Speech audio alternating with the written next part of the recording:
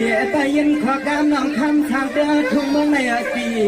อนายุหมอกีฬาไทยเขาปีเตี๋ยไทยจึงยืนหนึ่งกำน้องคำดีขึ้นกับโลกใบเสีย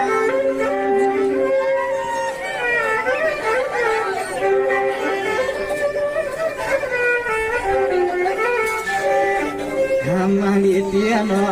เตรียมเจอก็สวดน้องตักมันหลัดเละปีเฮาหากปลายเศร้าห้องเฮือนห้องแย่ห้องโพห้องนี้น้องเฮาตีจองเก็บจองหาก็น้องยิงเกี่ยวเอาปีเฮาขอบวังโอ้ส่วนน้องแกนพอกันกันเดียนาเนาะมันวิ่งมาตรงนั้นเปียน้องก็ยินเสียใจลูกแม่ทวงเตียนพ่อเอาที่มาได้ยินจังจังใครไงนางเลือดสวย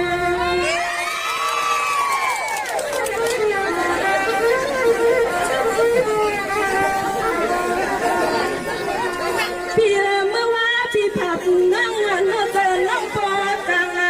สั่งสักเปลี่ยนใจเฮาขันซ้อเอาพี่มืออยู่กินทางเงินเฮา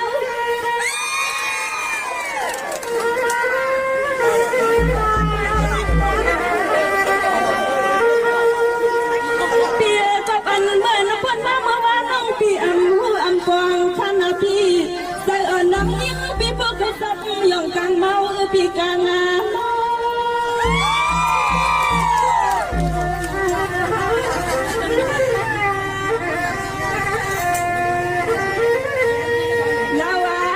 ปีสู่ปีมาวัดถึงทุ่งฮาวาเมื่อวานน้องยิงเลยาพี่จมแน่นนาเธอกำพาจะน้องยิงพี่ปองไหลออก